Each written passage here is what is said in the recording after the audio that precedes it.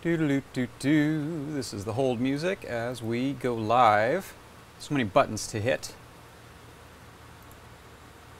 Looks like we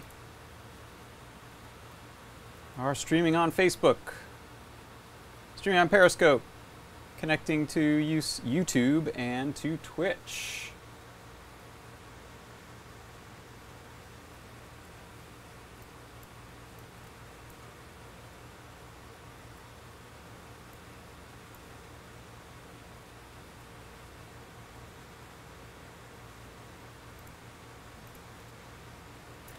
Hey everybody, this is John Park and I am largely obscured by a chat window.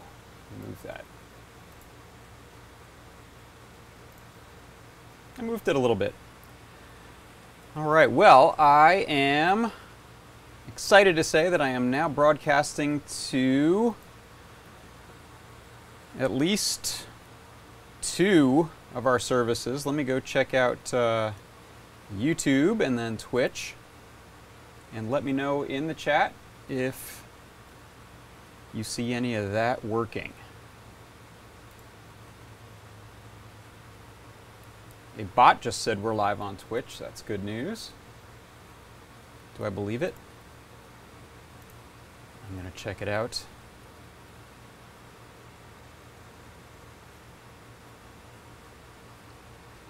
And it looks like we're live there. Yes. And last thing, let's check out the YouTube.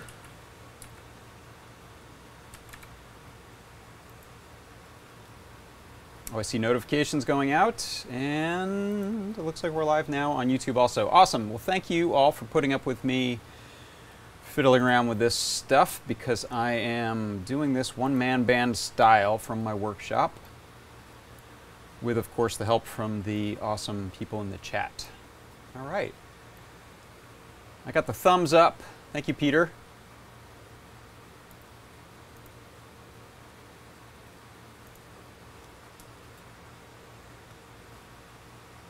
All right, well, let me head over to Workbench and talk about what's going on.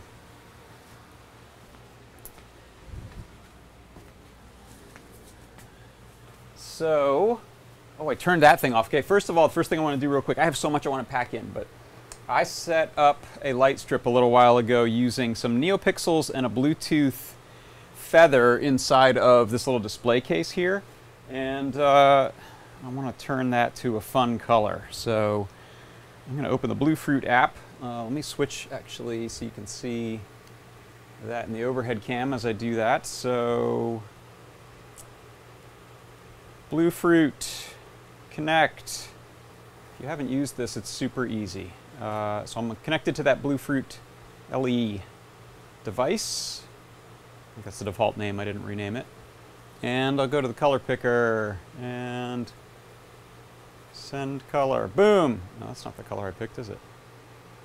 What's going on? Oh, there it goes. Okay. So how about that'll be our color for the day, because I'm going to do a fun, cool toy hack, and the fun pink color seems appropriate. So that was first of all. Unfortunately, that thing turns off every time I turn off the lights in the shop, and I had just toggled them, which we'll do again in a little bit because I want to show you a nightlight hack. But first, I want to cover a couple other things that I've been up to.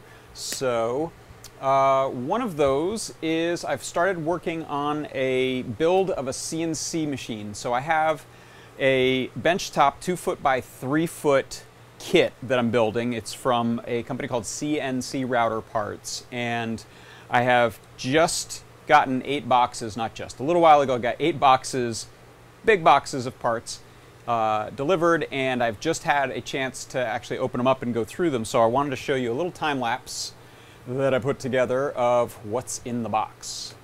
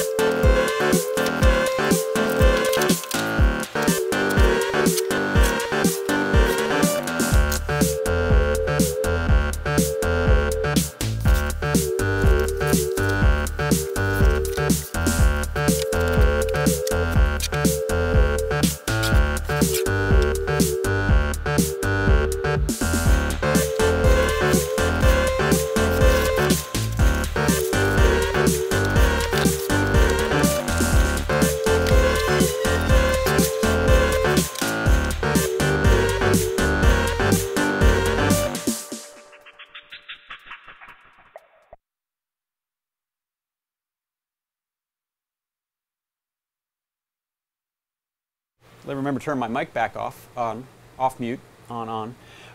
And so that is CNC unboxing, and I'm going to put the thing together, do the same thing. I'm going to shoot video, mostly time-lapse like that as I go, so you can follow along as I put together this machine. And then I have a plan for, and this is a segue, Maker Faire. So Maker Faire in New York, World Maker Faire is coming up, and I'll be heading there towards the end of September. I think it's the 22nd and 23rd is the Saturday and Sunday of Maker Faire, something like that.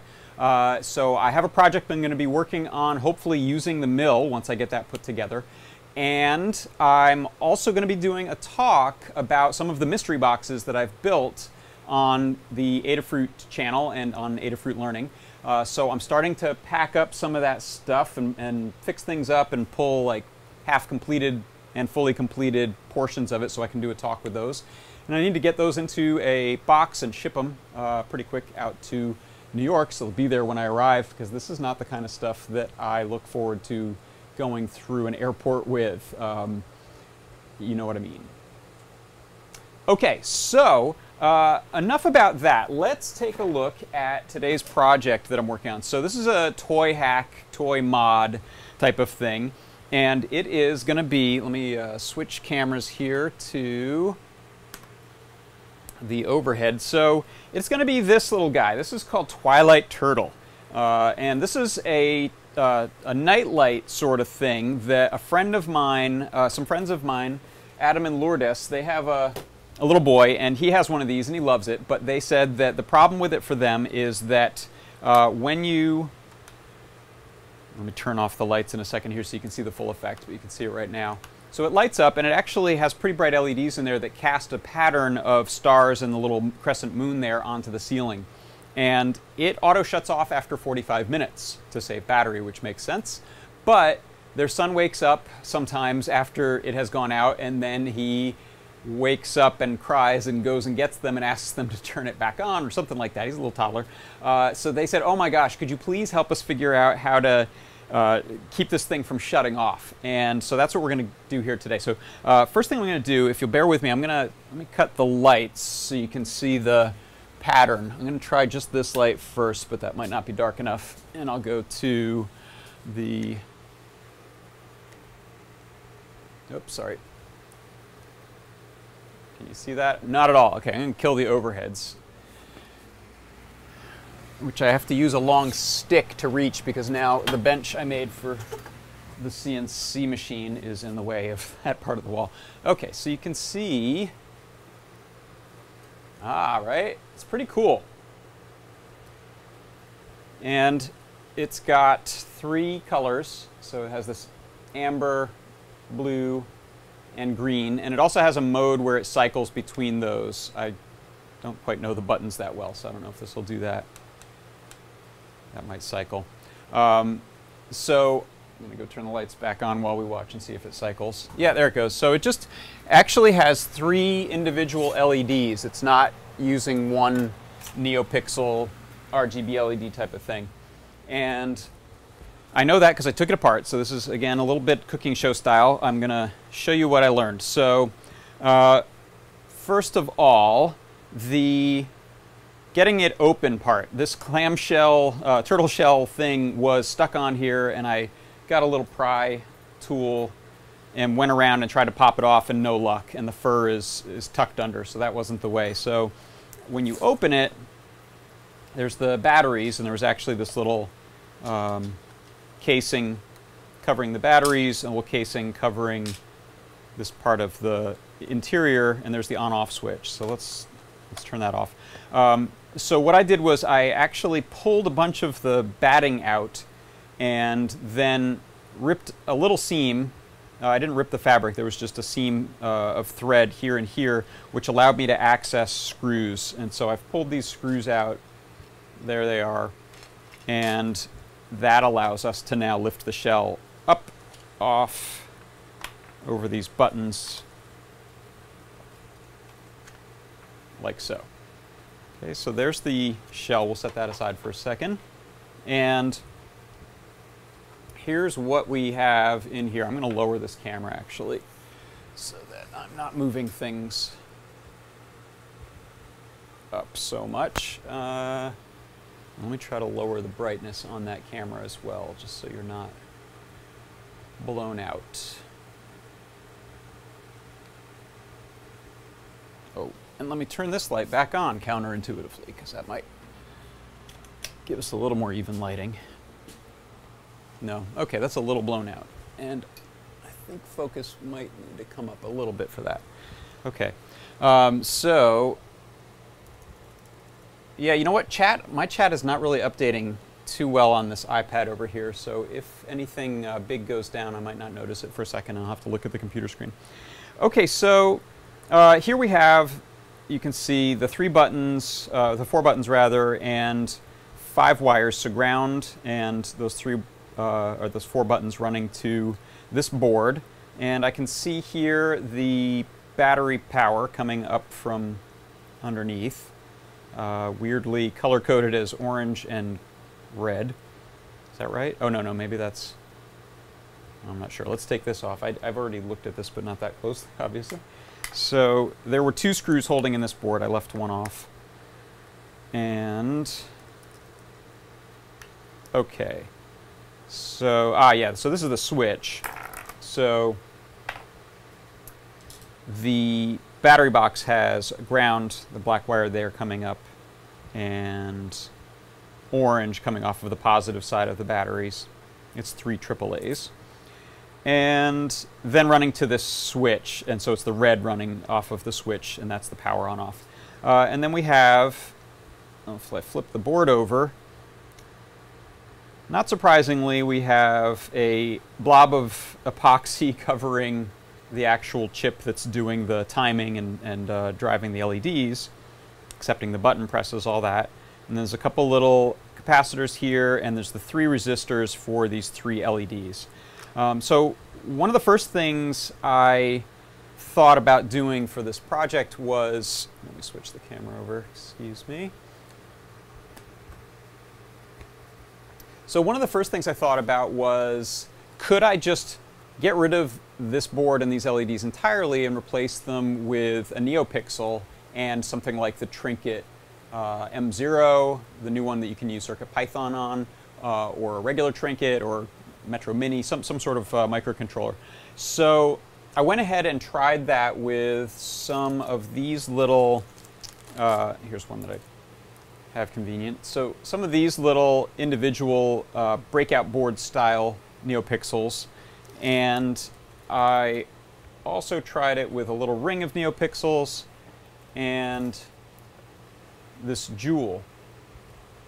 And what I found is that with multiple light sources, you end up with multiple kind of blurred shadows or blurred light coming through the gobo or the cutout in the shell.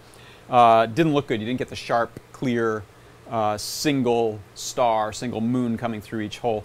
And so when I tried an individual NeoPixel, which I don't think I have sitting around here anymore, it was, the one I have is diffuse, and so it really needs to be a clear lens to work. So I said, okay, maybe I can try just running 3 individual color LEDs like this was done in the original. And what this did was it forced me to move up past the Trinket M0 that I wanted to use, because I don't have enough input-output pins available on that one, since I'm going to be reading 4 buttons and would be writing out to 3 LEDs. So what I decided on was the Pro Trinket. So let me get one of these out here. So there's the Pro Trinket, and that has bazillions of I/O, or at least a dozen or so. So enough to do this project. And another thing that we'll see is, okay, so what I've done actually over here, let me pull this out, is I essentially prototyped what is happening on the Twilight Turtle, our friend Twilight Turtle there, on this breadboard. And so I've got 4 buttons, I've got 3 LEDs, I don't need this USB cable. I actually ended up using the FTDI cable to program this because the Trinket Pro on my particular laptop I was using was being really finicky about uploading the Arduino sketch. So I'm using the FTDI, which is rock solid.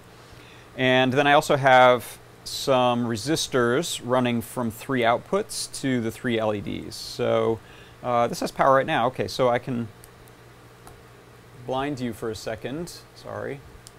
Okay, so I didn't have an amber LED, so I just put a white one here, green one, and a blue one and a green one. And what I've done in the program here is really simple. I can actually, let me pop over there for a second if you want to see what this looks like. My method was essentially to, let's go over to Atom. Bear with me one second.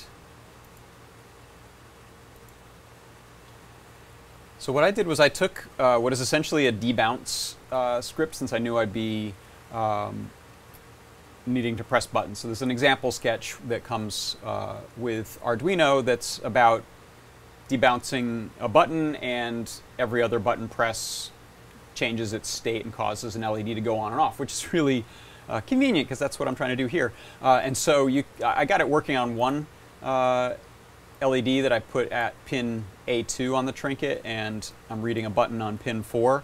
And once I got all this working, I copied and pasted. So it's very brute force. I'm not doing anything elegant like looping through a little array of these buttons or anything. I'm just, since there's only 3 or 4 buttons that I'm checking and 3 LEDs, it was pretty okay for me, at least in this stage of it, to copy and paste. And it'll work the same either way. I'm not running out of room in the code. It doesn't need to be optimized. So this, you can see I'm using input pull-up. Try to highlight these. There's an offset between my cursor where I see it and where you see it on the broadcast. So, but where I'm highlighting, that's where I'm actually pointing. So I'm setting up the buttons as input pull-ups. So there is a pull-up resistor built onto this is the Atmel 328 chip on here. So you don't have to use external resistors, which I wish I had known this a long time ago, because when I first started doing Arduino things with lots of buttons, I also always had to solder in a inline resistor, a pull-up or a pull-down resistor, and you don't need to do that, at least not for these types of projects. And so I'm also setting the output pins as output. I read the state of the pins. This is some of the logic that takes care of figuring out if the button press is actually just noise, which it would be a bounce on the switch, or if it's enough time has gone by that it can tell it's a deliberate press of the button. And then here's the main logic of it. When I press a button and the state is changed, it flips the that color LED for that button, and then it turns both of the others off, so that if we're leaving the blue on, when we go and press the amber, the blue goes off. And that's it. So I actually haven't yet implemented any switch cameras here. I haven't yet implemented any logic for the color cycle. I didn't have time. I put this together last night, the software for it, so that'll come next. But let's head back over, and now that we can see how that's put together, here's the fun part. So what we'll do on camera today in the live stream in the next 40 minutes is transplant it into our friend the turtle. Okay, so I've got a soldering iron fired up. What I think we'll try to do is I'm going to put on a, I think I'll start, you know what, I'll take apart my existing one, so I won't need that trinket. I'll pull this trinket off, and I'm going to put it on a little Perma Proto board. It looks like this one is just big enough for the trinket. Let me double check that. So yeah, that'll fit on there. So I'll put the trinket, I'll solder into here, and then I'll be able to solder my 3 resistors on board, and then everything else will be coming from the turtle. Oh, I thought I was showing you the overhead camera. Sorry about that. What happened? Okay, there we go. The code part, I think some layout to it. John Park, add chat to side like Noah and Pedro have in 3D Hangout. Oh, okay, thank you. That's a good idea. Put the chat in there.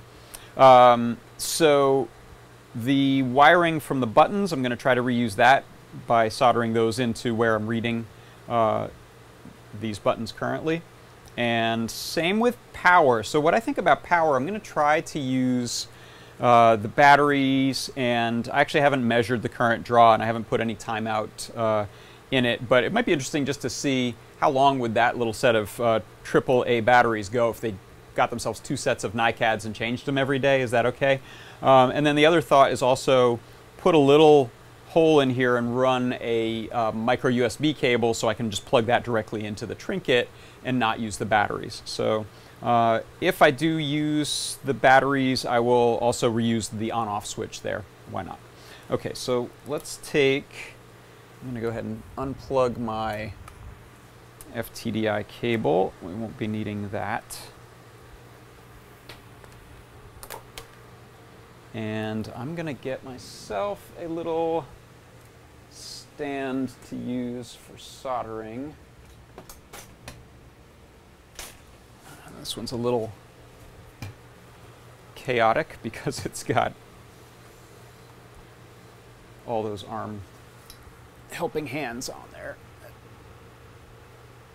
Okay, so I'm going to take this off here. And, oh, you know what I'm going to do? I'm going to take a picture for myself real quick of this before I take it apart, because that's going to be my documentation. I didn't draw up this circuit, and I just want to remember which pins I'm using. So,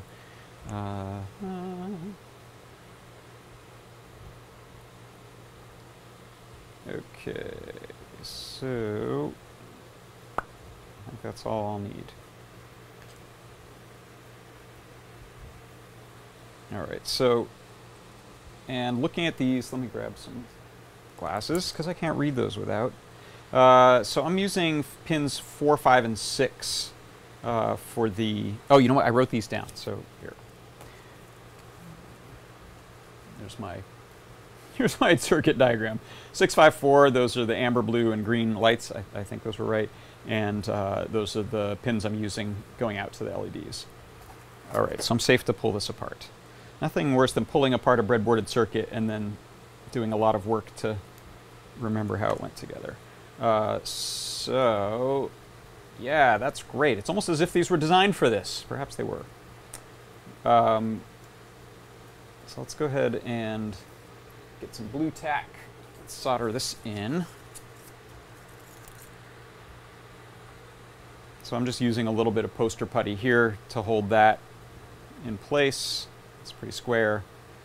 And what I'll often do, let's go this way, is solder one pin and then double check that everything's square, and you can kind of heat and reset the thing.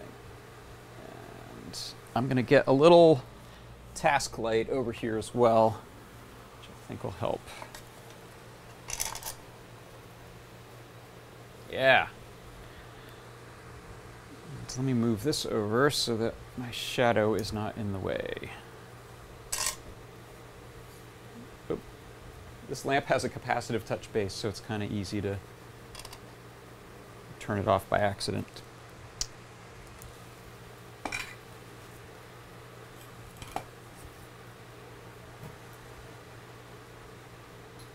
Okay.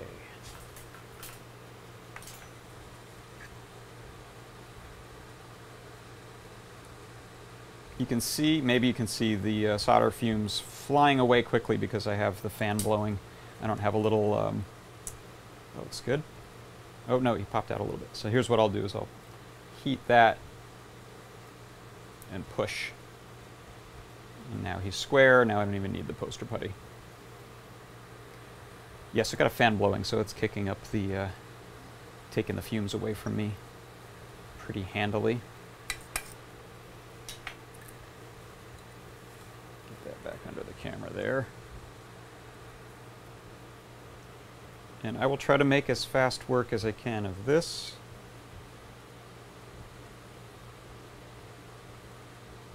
I wasn't sure exactly if this is how I was going to do it, or I would have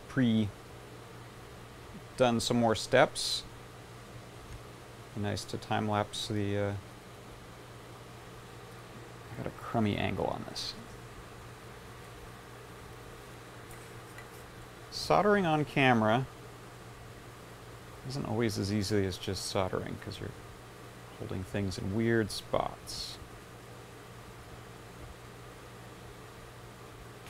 So Adam, if you're watching, Lourdes, if you're watching, I hope that this will do the trick. Another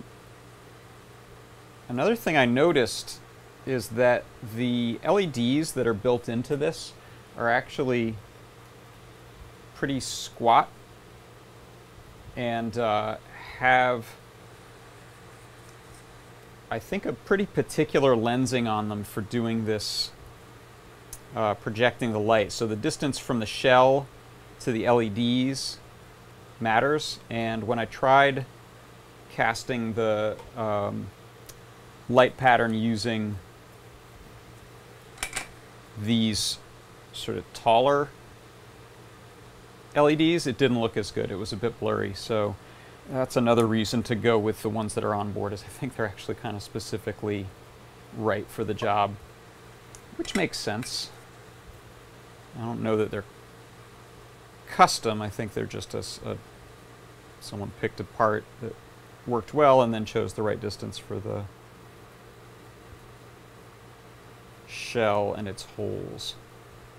So there are also apparently constellations that you can pick out in the pattern. I don't know if it's based on a real night sky. I think they fictionalized it a little bit, but chose some constellations to look at. I think I'm going to be bummed when I have to give this to Adam and Lourdes for their son to use, because I kind of want it.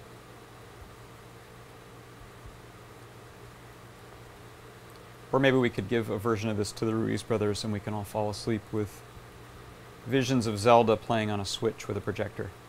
Did you guys see that project? That was really cool. They built this week, a 3D printed adapter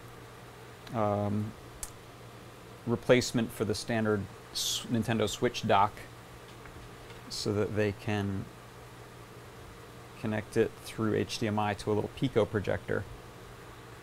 All right, that looks decent enough. Okay.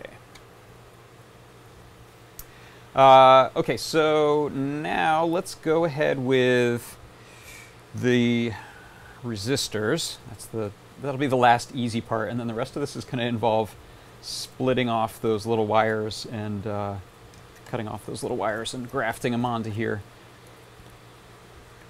Unfortunately, they don't have the nice silicone, thin silicone wire, so I might add some of that. We'll see. Okay, so where am I going? I'm going to go from, these were pins A2, A3, A4 out to the LEDs. So, I wasn't thinking here. I actually don't have, I don't have anywhere to go on this board with these, so I may need to get creative and cut some traces, or use the power rails. I don't like that at all. Let's see, if I go, yeah, okay, I'm just going to do this. I'm going to solder the resistors into the board, and then I'm going to solder the wires to the resistors. So these are going to act like little jumpers, essentially. I did not think that through. Sometimes you pick a tiny board and you don't have any. Oh, you know what? Let's see. We've got 3. Okay, I lie. We've got 3 unused pins. I should have shoved this all one way or another. So I could go, what did I say, A2 out here. That's unused. Okay. Yeah, I've actually got quite a few unused because of both sides, and this doesn't reach down as far. Okay, so let's see. To keep these in sort of the same area, can I get a 4 over to the opposite side of the board? Get in there. So if I bring him around there, yeah, I could use this row. Okay. This is my janky solution to not thinking things through.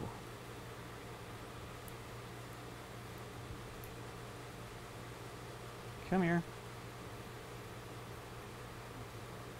Okay, so that is the A4, and this row 15 is where the wire will go for that. All right, so let's solder that in place before I have a chance to change my mind.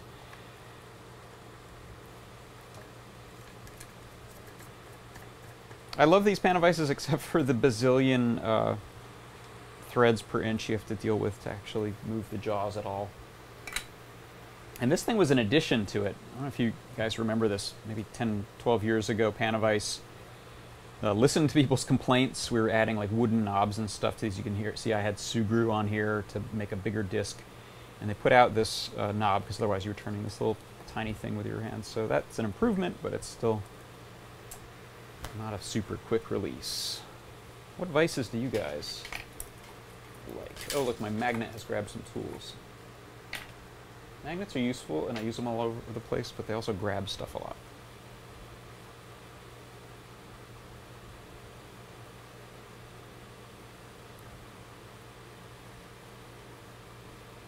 Did I already solder that side? I think I did.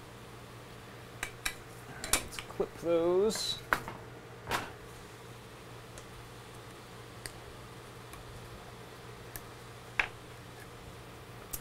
And now we can use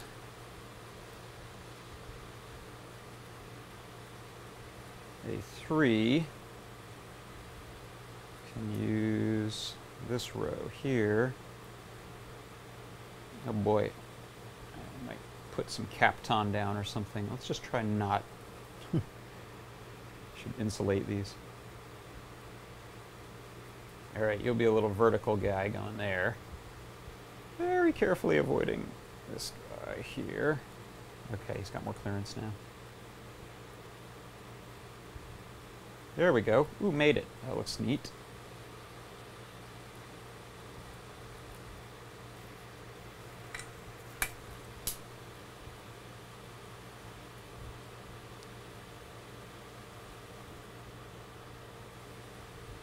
Brian L., have you made these kinds of projects before? Or have you modded toys? I've done some volume, adding volume knobs and mute switches to some loud toys in the past. And I had my son had a Buzz Lightyear that I did about 4 fixes to it over time. It was mostly his LED in his arm that was like his laser. Just kept breaking. Usually no vice. There you go. I like that too. Okay, and last one. This will go from A2 over here to this side of row 15. All right, this at least keeps my LED wires all nearby. And thankfully, I don't need any other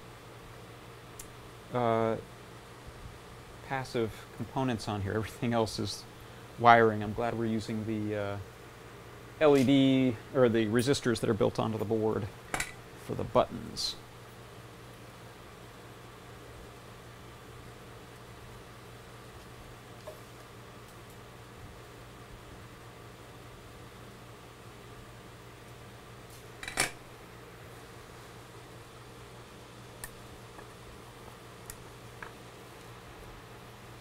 All right, we're done with that. And now it's time to get the turtle grafted in here.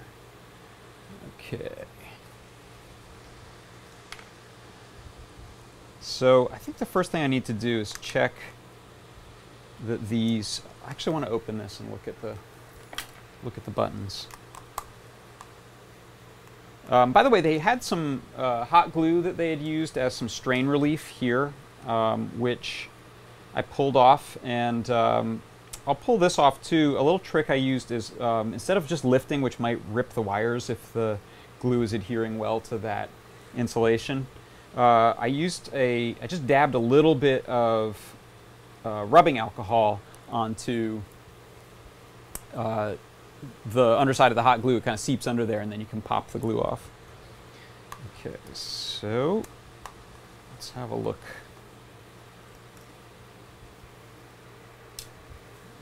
That is our third size of screw. So same size screw for all of the exteriors. That's the same.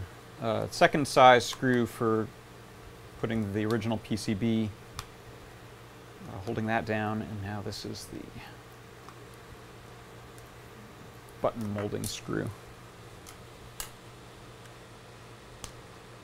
which I think is also hot glued on. That's just popping off.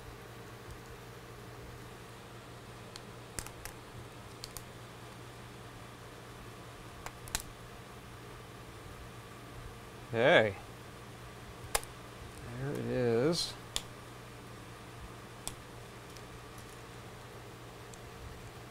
Please tell me these are just regular buttons. Okay, these are like the little... This should work, right? These are the little... like a video game controller button. What do you call those? Okay, there was no reason to take that off. That should just work. Moment of truth will be stripping the wires and checking continuity. The reason I'm a little nervous about this is I didn't have a good connection to them when I tried that last night, and I didn't hear continuity beeps when I tried the buttons and what I thought was ground. So actually, before I fully connect that, let's try get my multimeter out.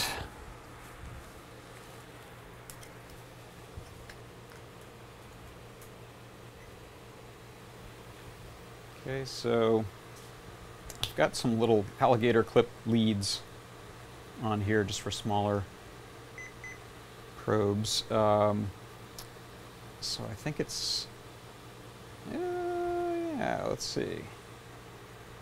So I'm going to hold down this first button, which I suspect is purple.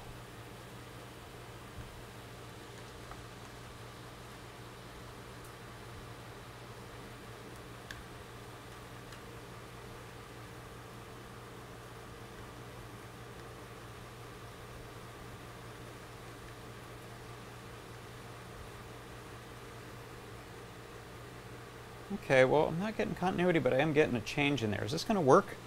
I hope so. Otherwise, we're going to have to also put our own buttons in. So let's go ahead. I'm going to leave a little bit of the original wiring on there just so I know color coding went where. Just a tiny bit, actually, is enough. And I have a picture of this, right? This would be a smart time to take another picture.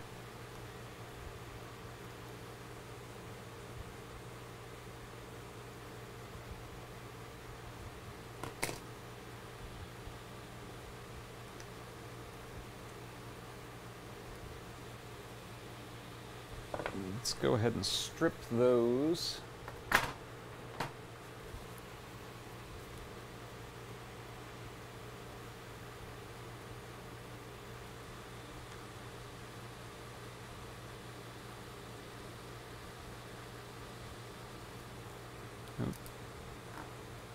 I'm just going to test my Discord chat there again. Keep my iPad awake.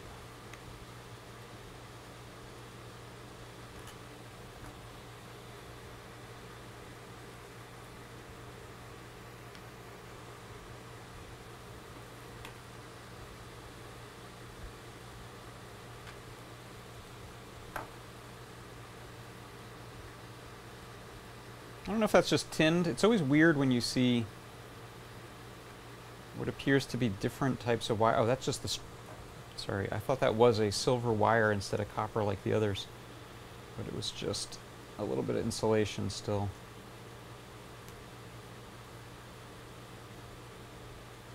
Got stretched up. I'm nervous to cut it. There we go. Thank you, Neck. I like your name, Neck.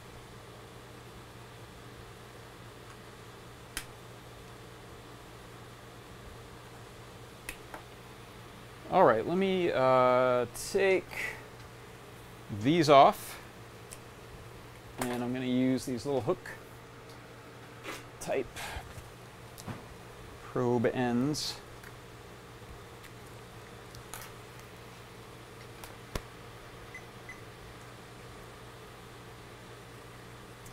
And we thought ground was orange.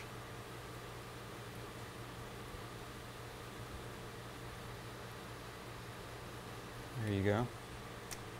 And then just any of these others, I think, yeah, purple was the one I thought was that first button.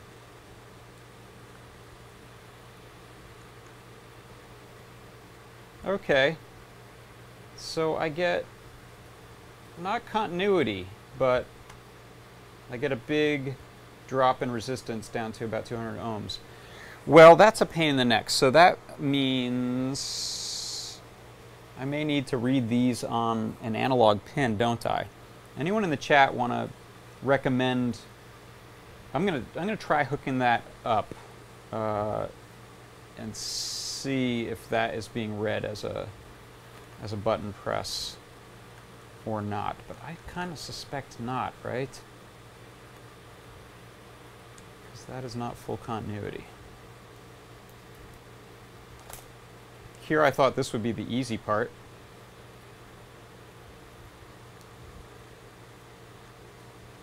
Okay, I'm going to go ahead and tin these. Still got to fix that threading.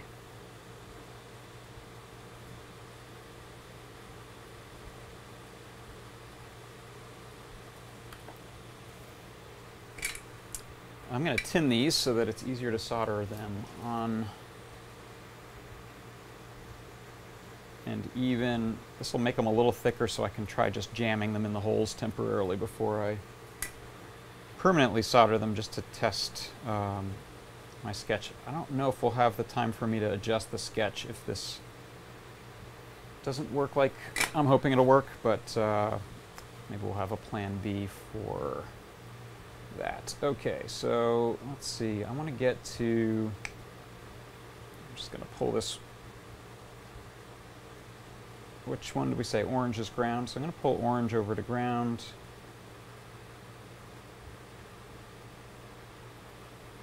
And let's put, how about the amber, which was,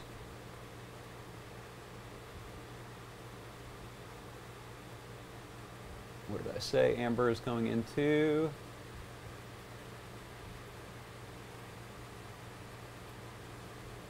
oh no, did I screw this up? Ah! Yeah. Yeah, guys. Oh, darn. Yeah, I soldered my resistors, my unnecessary resistors, into the analog slots where, let me switch to big camera so you can shame me for not following my own plan there. Yeah, I put these guys on, so I can just switch this in code, but essentially I didn't need resistors for the buttons, and these were the button pins. I needed them for the LEDs. They're actually interchangeable in this because I'm using them as digital IOs. So, quick change to my schematic such that it were, well, I can just interpose those. So, let's read a button press on 6. And I'm going to use this green one and put that on 6.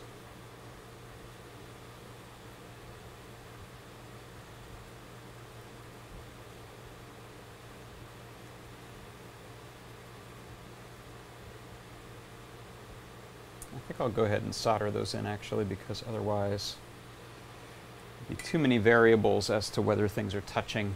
And if I need to, I've got other pads that I can solder these into if we need to change them. Switch cameras back. There we go. Set this over here. Okay, so now I've got one of the buttons being read on 6, and I can just take any old LED, I'll pluck one out of here, and I'm going to run this from ground to the A2 pin, because that's the one that 6 was doing, right? Let's look at this. It's all going to get backwards. Okay, so I am now reading a button here, which was the green one, which was driving 4, A4. Okay, so I'll flip those around so the LED goes into A4. You're getting a candid look at the inner workings of my chaotic mind here today. So I want to go ground. Yeah, you know what? I'm going to have to solder a jumper across to ground. Actually, I'll reuse one of these. Is this long enough? No. Too long, but that's okay. So I will go from there to there. I don't need a bunch of grounds on this side. If I do, that's okay.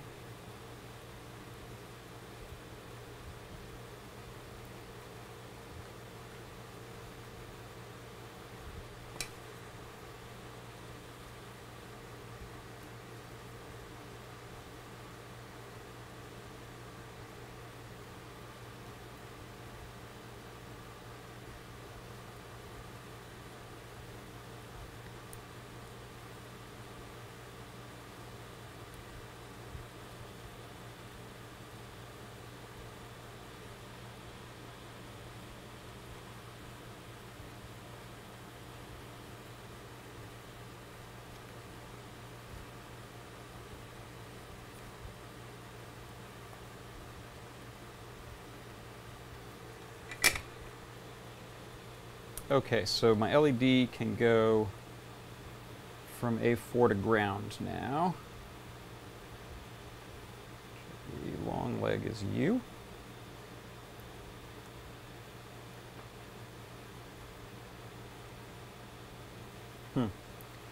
A4 is conveniently hidden by all these resistors. A4.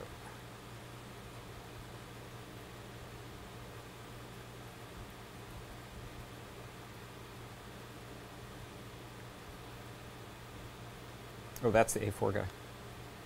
I do need those resistors, yeah. Okay, so we'll go here. That I'll put in just temporarily and kind of hold it by force, but I do need to put a jumper to this other ground rail, so I need them on both sides. I got this. All right, so let's get that little, use this little guy. This will be a fun project for my friend's son to open up one day if he ever gets interested in electronics, to see how someone hacked his toy into a all-night projector. Okay.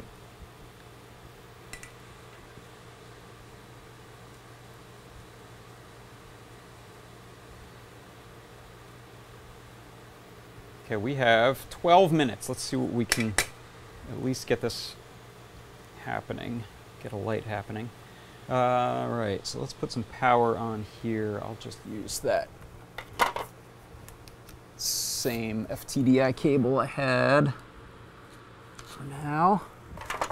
And we'll see if we can switch over to battery power. Okay.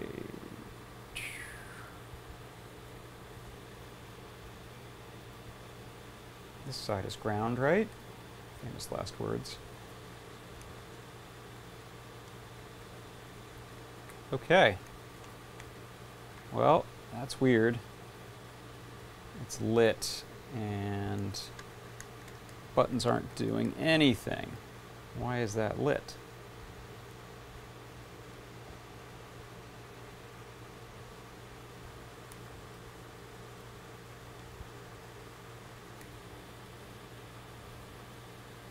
Let me pull power off for a second. I'm going to lift up this leg of the resistor a little bit.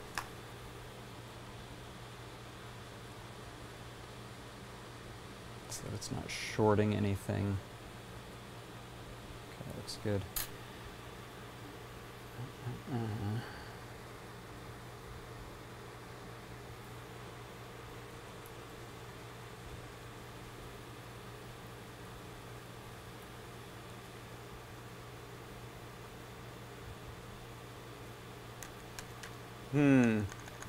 So our buttons are not giving it the answer it's looking for, I suspect. Oh. So that is what we presume is ground and pin 6. All right, so the question is, can we either put real buttons under here or adapt the code, which would be cooler, to deal with what this signal is. Internal pull-up is 20K. 200 ohms should cause a digital low at 33 millivolts.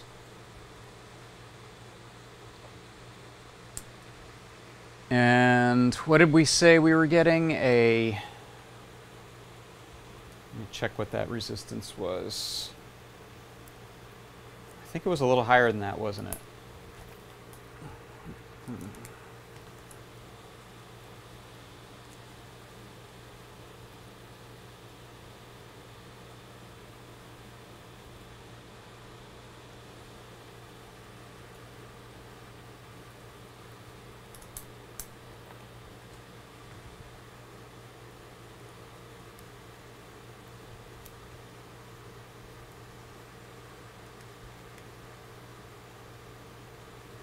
So 200-ish ohms and dropping. You're gonna have to hold the button for 5 minutes.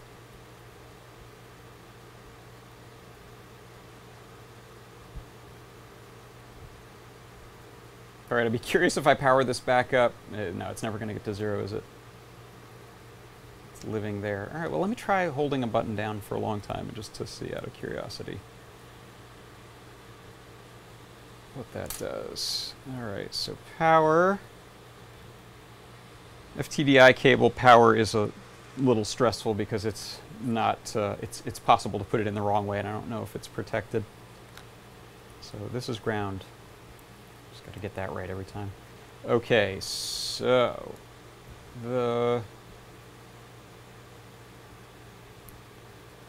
yeah, so why is this lighting?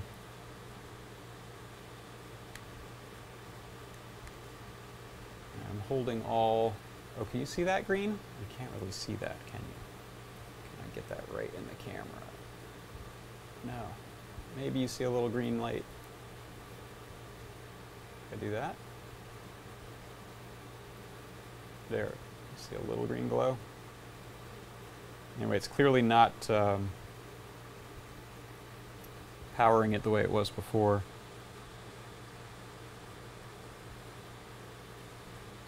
Hey, C. Grover, measure voltage when powered on this output. Is that the question? Yes. Let's try that. So I can actually hook one of these to my ground. I can put on my glasses so I can see this. Let's see. Here's the ground. And let's check power on.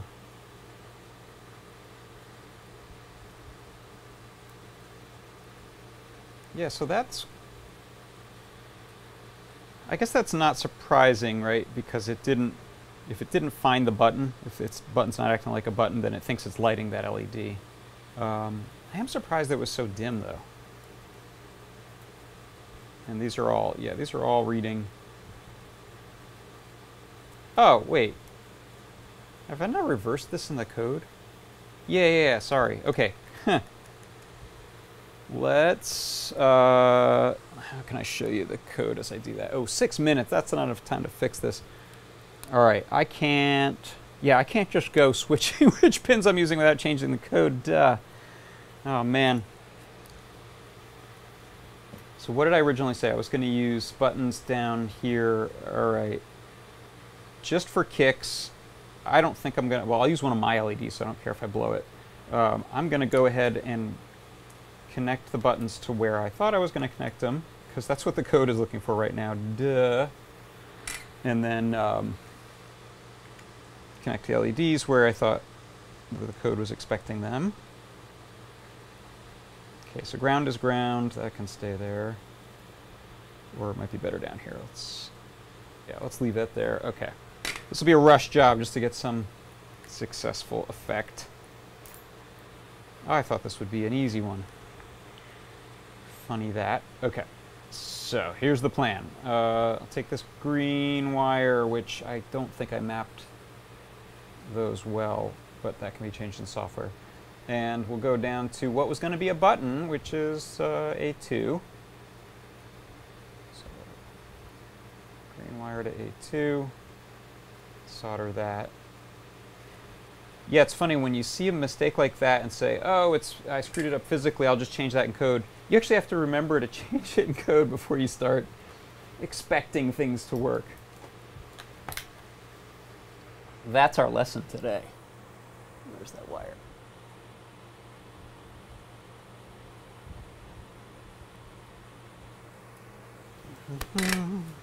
Okay.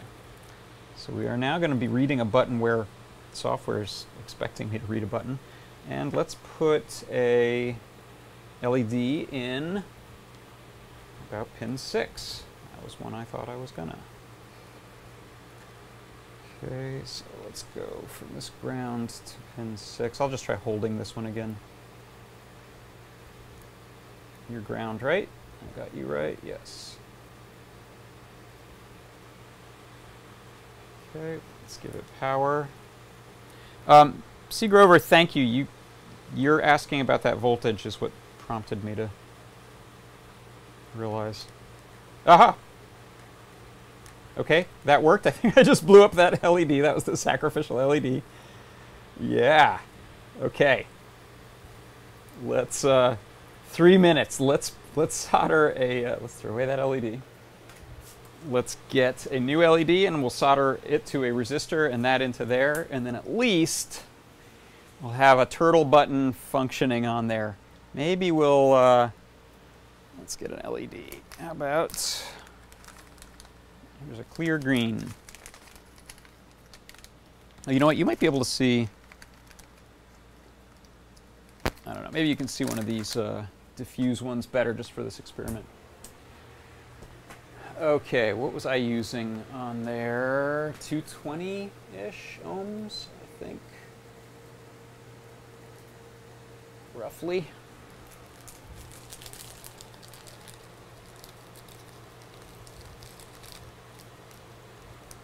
Sparky. In fact, I just earned a Sparky badge. PT, if you're watching this, I just live on air Sparky. Okay, so this is a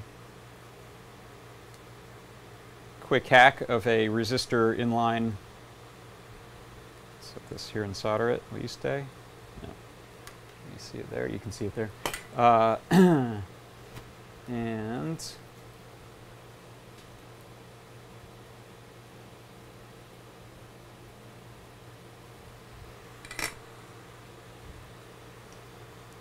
that'll be in pin 6. It's also easy to screw up your pin numbering with your perma-proto board numbering, so don't do that. I was just eyeing row 6 for a second there, which was not correct. No? Whatever on. All right, let's actually solder in the ground leg of this resistor. I hope that leg, I could trust that leg length because I can't really see into this diffuse LED too well.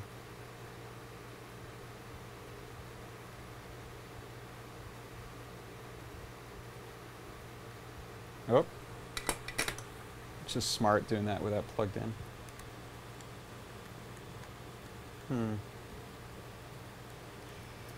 Let's see.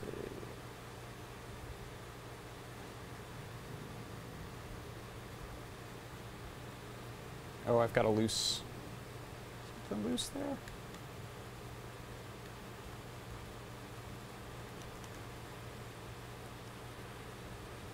Button, button. We don't know which one it is. That's actually soldered now. Nothing is just imaginarily held in there. Yes, thank you. We have a lot of witnesses. We have plenty and plenty of witnesses. Great. I don't know what is not soldered properly now. All right, let's see. We have 1 minute left. Let's see if the multimeter tells us anything about what's going on.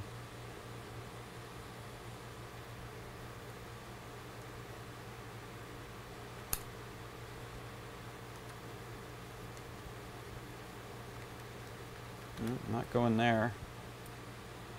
Let's check the pin itself.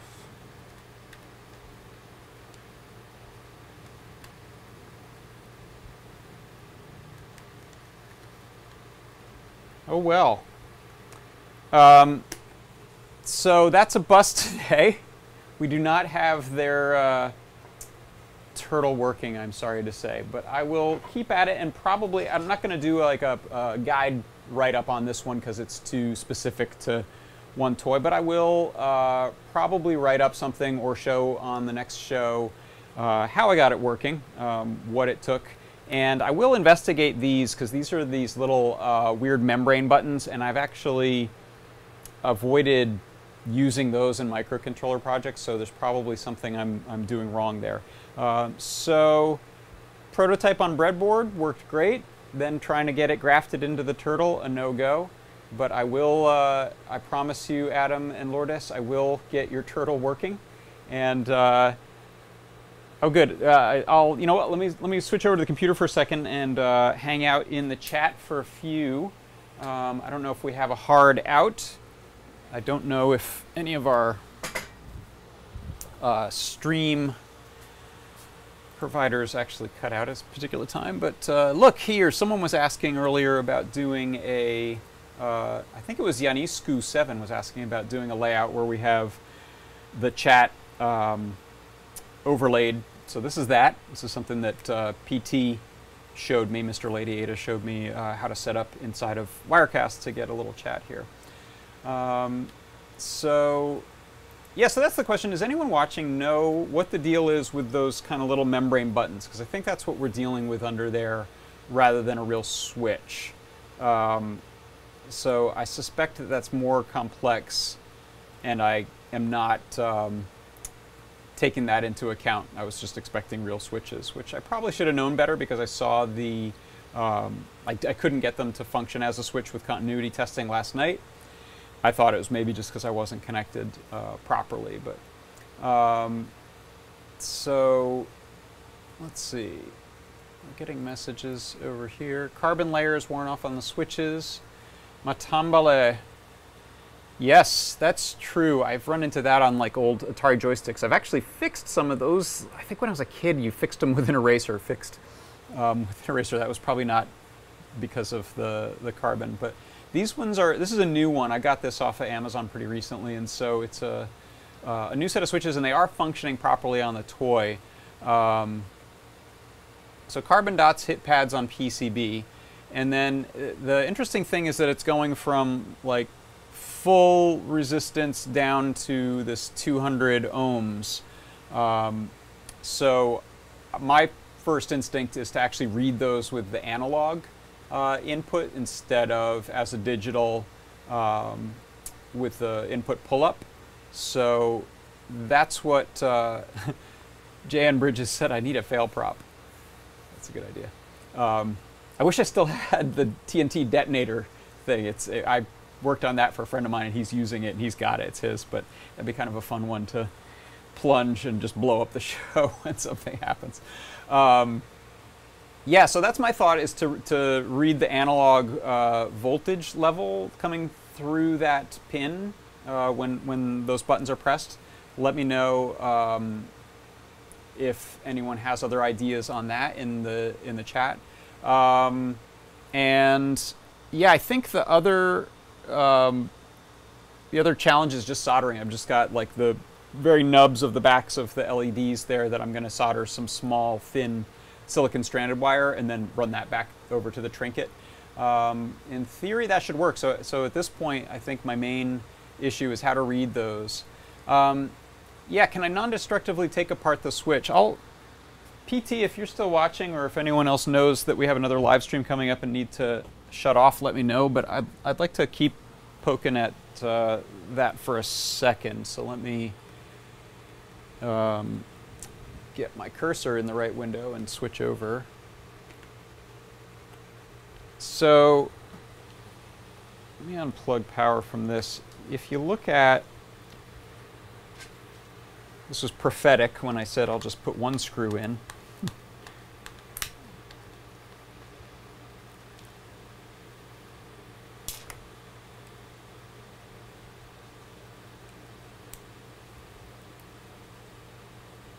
Okay, I'll do the rubbing alcohol trick here. I'm just putting a little bit of rubbing alcohol onto a metal tool instead of like a big amount on a Q-tip.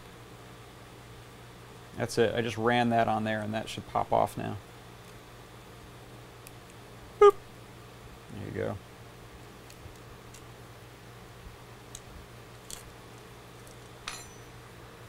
Close this up before we end up with rubbing alcohol everywhere. So yeah, I mean, that's what I expect these to look like.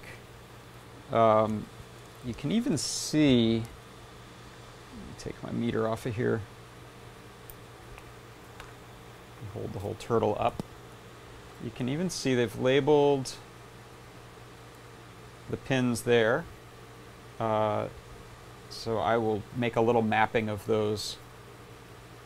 And then we've got these little silicone nubs that use carbon to bridge those traces. But I guess, yeah, probably that's the answer. I've never thought about these that much, but I guess that doesn't really, that little bit of that carbon surface isn't fully making that a bridged contact, so there's still a little bit of resistance just because the carbon pad isn't like a piece of copper or something. I suppose you could, yeah, you need something that's moving in there. I don't know if you could replace that with like a tiny little disc of copper and it would give you full continuity, but that'll be the challenge. I don't think I'll be able to take it on now. Sounds like I like the carbon dot solution. Does sound like a Sherlock Holmes story. So that'll be my challenge. I'm gonna try reading those just with analog pins on here and see if there's a really clear difference between pressed and not pressed. I think that seems likely to me that that would work. And if I can, then I'll just adjust the code to read those as analog. And yeah, I don't know what the wiring will be, but I'm assuming if I run those to analog pins on the trinket, I'll be able to tell the analog voltage. That's my guess. Can I go back to chat view? Oh, I don't think I have chat view as a... That's just workshop mess view. Or just tack on some regular tactile switches. Yes, indeed. In fact, you know what? I have some of those. That would be kind of just a little bit of a physical hack, but I have got some nice little, have I used them all up? I had some nice little tactile, those little soft tactile switches, so it wasn't like a hard click click. I think I've used all those up. Yeah, I had some nice ones. Oh wait, that's my switches. This is a bunch of switches box. I actually need to get the neighbor to that, which is the bunch of buttons box. Here's the bunch of buttons box. And yeah, this guy, okay, I have one left. Maybe I have some more. 8mm soft tactile button. So that little guy there, it's a real switch, open, close, and that will potentially just kind of fit right in place, and then I would do some wiring. So that'll be my second effort. I'll put this over there by that so that I remember. But yeah, first effort will be read analog, and second effort will be replace the switches. So I actually don't know what I'm planning for next week's live stream, so maybe this. We can talk in the chat. Maybe I'll continue this. I'll probably do some investigation again, so it's not like watching paint dry as I do every little step. But I'll investigate this, and it might be fun to do a second part to this and see if we can knock it out. So, all right. Well, thank you everyone who came and is hanging out in the chat. I am sorry, YouTube. People, I wasn't able to read the chat over there. I'm just going to pop in for a quick second and see. I bet that's where someone was giving the answer, where they knew exactly what the issue was with these switches. I can read them. That's the problem with having slightly scattered chats. But we're trying to bring it all over to Discord. So if you are on the YouTube, let's see. Well, we have, okay. Oh, yeah. Philip, thank you earlier, by the way. You were letting me know that the sound was good, and I said I thanked Peter. That's because I have a good friend, Peter Moyer, and you're Philip Moyer, and sorry for screwing that up.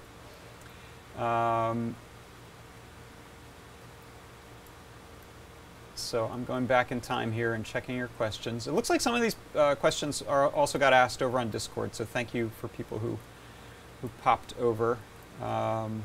Yeah, so Jeremy F says it's not easy to use YouTube and Discord on your phone. So I guess you're watching on YouTube and trying to Discord. That's a good point. Yeah, John Holcomb concurs. Oh, wait. Yanni Turunen says, nothing sparkly, but John, put some resistors to analog pins. Oh, you're saying what I did. Yes, that is what I did. No mention of bagged milk, the Canadian second favorite beverage of choice. Worst chat and VoIP integrated software. I don't know what they're talking about. Which one there? Membrane buttons. Maybe just be two wires crossing the keys on keyboard. They're using some of the earliest keyboards. And yeah. So Charles Bell, thank you. I may have to program a debounce on those. That's a good point. It could be that it's fluttering like crazy. So I'll check that out, and maybe we'll take a look at that, or I'll even just shoot a little bit of video as I'm checking that out over the next few days. But I'm now going to get back to working on my secret project for AdaBox 05. So that is launching soon, and I have something I've been working on, I'm excited about, but I need to document it, clean it up a little bit, shoot a video, and take some more photos. So I'm going to go work on AdaBox 05. Thanks again for coming and checking it out, and see if we can get this Nightlight working next week. Bye-bye, everyone.